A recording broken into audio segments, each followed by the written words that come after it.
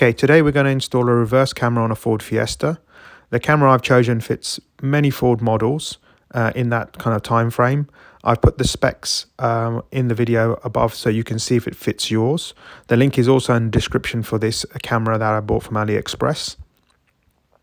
The camera itself is about 140 degrees viewing angle, so that's kind of more than enough for reverse camera functionality. It's a 6-layer glass with 1280 by 720 pixels, also more than adequate for what I want it to do with my Android head unit. It's we'll see later on, but it does work in obviously rainy days, and it's got a night vision on it, and obviously works during the day fine as well. The camera itself, it's waterproof, and so is the mechanism behind it. And here are some kind of general specs of the camera if you want to know more details. The camera installation itself that we're going to go through is a little bit more involved, so let's move on to that next and show you how we're going to install this. Okay, we're going to fit now the camera for my mate's Mark 7 Fiesta. He's got the Fiesta van type, so hopefully it should be the same. We're going to replace this, and in order to do that, we need to remove the screw from either side here, and I've already removed it here and pulled out the trim. Now the trim looks like this. You can leave it off by hand, and has 2 tree clips here. Yeah, that can go there. Next, we need to take a screw out of here, which is another Phillips screwdriver head out of here, and now this hopefully should be able to get that tug off. I don't think anything else is holding yet. So we can maybe put our fingers in and slowly pry around the edges till it's removed. All right, I'm going to come back and show you the wiring in a minute. Okay, now you removed the assembly around there, the plastic. There are 6 nuts you need to take off, and you'll see the gaps for them. Here's one. I've taken them out already, and you'll find them all the way around there. Okay, I'll give you a better look from upside. So what that will do, allow you access to the mechanism by taking this back piece off. So you can see there 1, 2, 3, 4, 5, 6 across. So you need to take those out so you can now undo the clip. You cannot undo this clip, unfortunately, from outside. You've got to do it this way, otherwise you'll end up breaking those clips either side of this. All right, now I'm going to replace that with a new one, and I'm going to come back before I show you the wiring, how I'm going to wire it inside and work my way back to the stereo. Okay, this is the assembly now. So to unclip it, you need just to push these in, and this is why you couldn't do it from outside. Push these in and slowly pry it out, and that will take it out of here. The next thing is you undo the plug. To undo the plug, you just simply lift this piece up here and push the connector down. Yep, and that's come off now.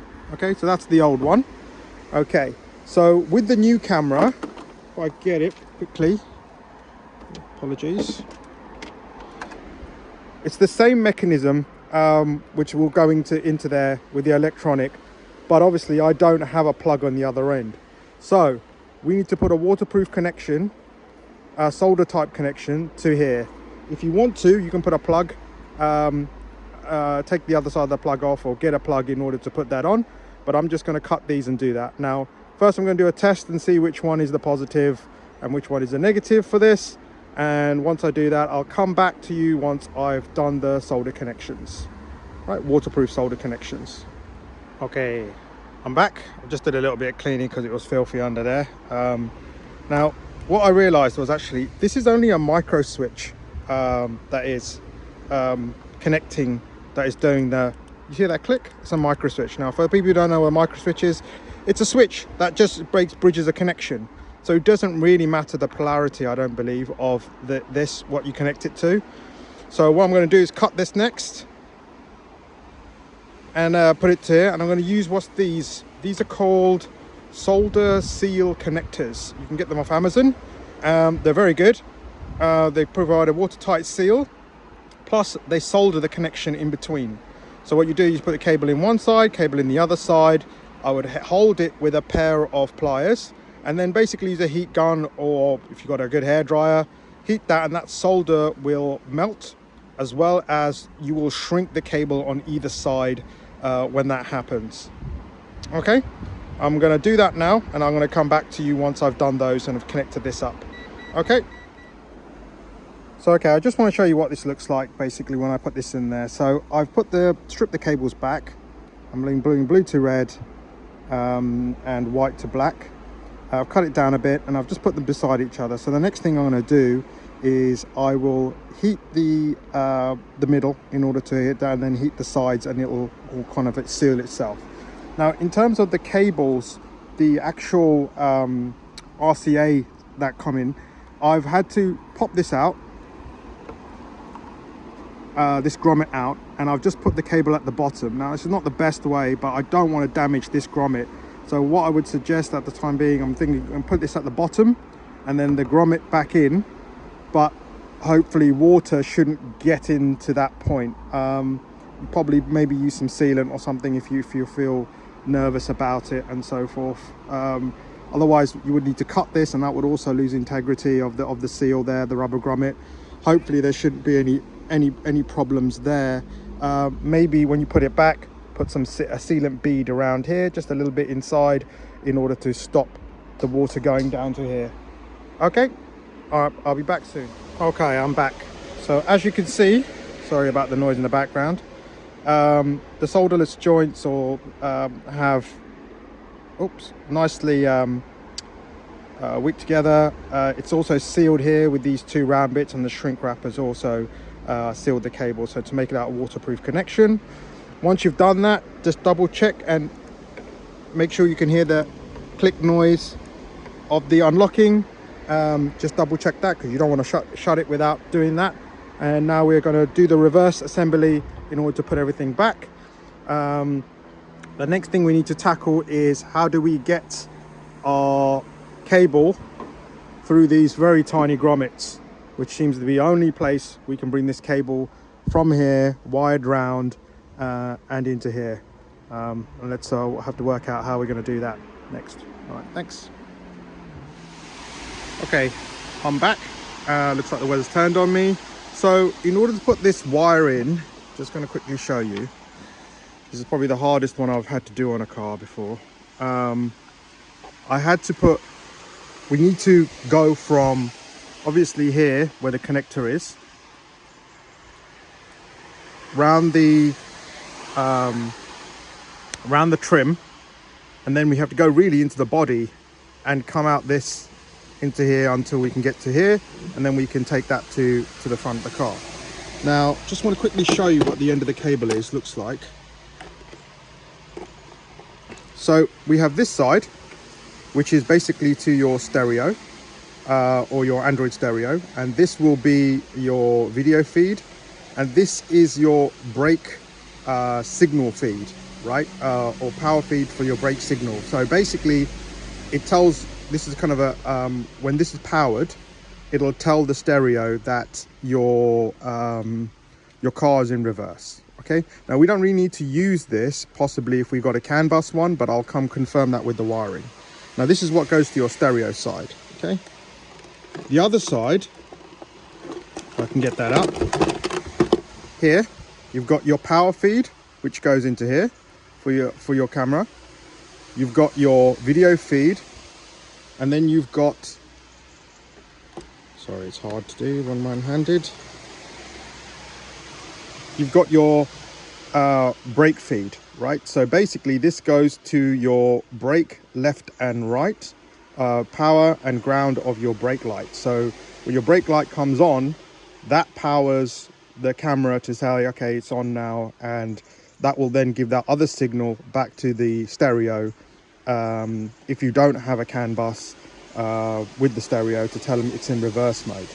Okay, now the problem we had here is obviously this is solid metal and there's no trim around here, so I end up having to take off the spoiler. Now how do you do that? 2 screws here,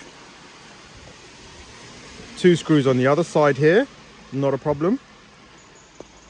And when you flip these up, there's 2 bolts in here. Okay, once you do that, you just give it a short, sharp tug this way and the spoiler comes off. And then you don't really need to undo this if you don't need to, if you don't want to. But this is just basically the light mechanism and the wash mechanism, I think, for the back windscreen. Okay, now what I did was I took a piece of different colored wire to my body and I used kind of almost a threading technique.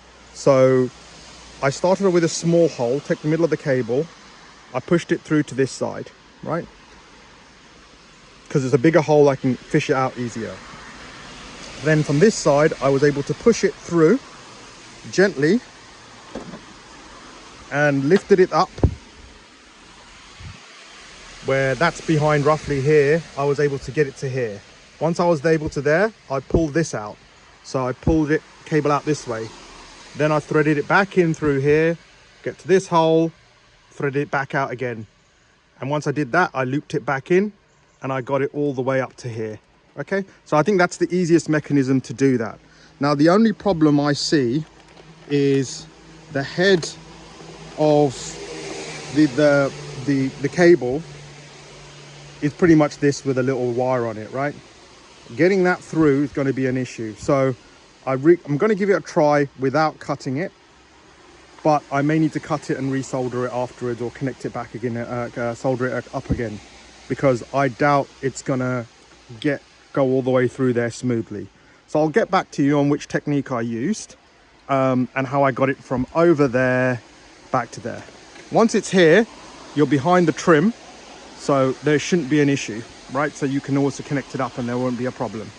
Okay, and remember when you're feeding it also through the cable through, to add the additional wires that you may need for the light, because that's not going to reach down, and your reverse light is here. Okay, so that trim wire needs to go around here, up to here, and then go round. So when you put your feed cable through, or your draw wire, you might as well do that at the same time. Okay, I'm going to get back to you once I've done that. Okay, so before I start, I wanted to just show you what I've done. As said, the draw wire is there. I've taped it up to make it into kind of a bullet shape, something easier. You could put some silicone grease or silicone spray just to make it a bit more slippery when you move it through. And I've also got some cable there for the extension for the brake light cable. Now, what I'm going to do is I'm going to feed this at the same time, pull the cable. So you want to feed and pull gently as it goes through, right? Once you do that, let's see how far we get, and I'll see if this technique works. When you're at this point here, or you're on the other side of this, you can feed this down quite easily. You'll have to massage it through in order to get it into the body, and once it's in the body, you're golden. You can do your cabling to here, it's not a problem, and then you can run the rest of the feed down. Okay, I'm back.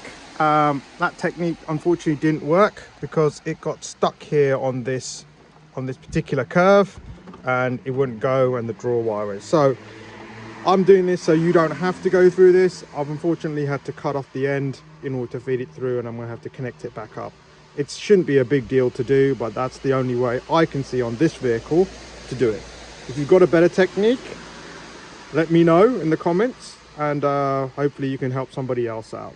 Okay, now I'm going to pull this again using the same technique, pull and push, and hopefully this time we can get round this corner, which is the problem.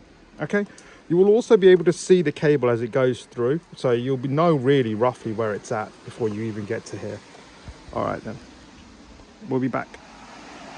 Okay, that technique definitely worked way better, cutting the cable. So now it's through here. What I've done is I've taken the draw wire and I've put it through from underneath here into that hole there. I'm going to pull that cable through and then massage, get it through here, and then I'm going to bring it down, and then we're going to see how we're going to connect it up to this light here. Okay, I'm back. Sorry, it's got dark now. I had to go and do some stuff. All right, so the first thing you need to do is unscrew this here. I think it was a Phillips, possibly, or Torx. Take that out, pull away the trim, pull away the top trim, pop it out. As you can see, it's just the tree connectors. Reach behind the light, pull out the wiring loom. Next, what I did was I stripped the insulation tape back as far as you can, and reason being, I don't want to have these connectors there just getting disturbed when if you need to change a light bulb, which you will need to take this out for. So push them back as far as you can. Now, the two cables I believe that are your negative and positive are here. So the purple and black is the negative, and the blue is the positive for the reverse light. Okay. I've also used what these called T-tap connectors, right? These are the red ones. They fit the cable beautifully. They allow you to tap into a cable to get power or whatever you need. And as you can see, I've connected them up there to, which has come from over here, and I've put this all back now. A quick trick on this one is don't try and put it back on here just while it's in there, the plastic housing around there. There's a little clip on the plastic housing either side. Unclip those, put the gasket back on properly, then click it in. Do that on both sides. It's way easier than trying to manipulate it around while the plastic housing is moving the rounder over there. Anyway, cables come back up here now, and we have the heat shrunk and solderless connections of both the positive and negative from the light coming straight into those two connectors that's there. So we should be now powered, ready to go. We'll give it a quick test, and once we've given it a quick test, we can put everything back and make sure everything's ready to go. Okay, wish me luck. Okay, I'm at the front now of the car. I've put all the wires in. I'm just attaching this last one. There isn't very much cable, to be honest, guys, so be careful how you do your install. Now I'm about to put these together. I've used you need a really good pair of wire strippers in here to do this. Strip the wires back. I'm going to use those solderless connections again and connect this up, and then I'm going to put it in for a quick test. All right, so we fitted the RCA into the Android head unit, the aftermarket one that I've installed. I've got another video for this, so if you want to see how I installed this and this review of this unit, you can click on my profile and find the links for the video. So let's do a quick test then. So let's put it into reverse. Boom, and you can see it's all working, and the CAN bus is working. So I did need to connect the other little red wire that was on the side of the RCA. This car has a CAN bus attached to this particular Android unit, which tells the car it's in reverse and then therefore puts it into reverse. Okay, so that's the video of the install of the reverse camera on a Ford Fiesta. If you like this video, like and subscribe, or don't, it's up to you. Enjoy. See you later on the next one.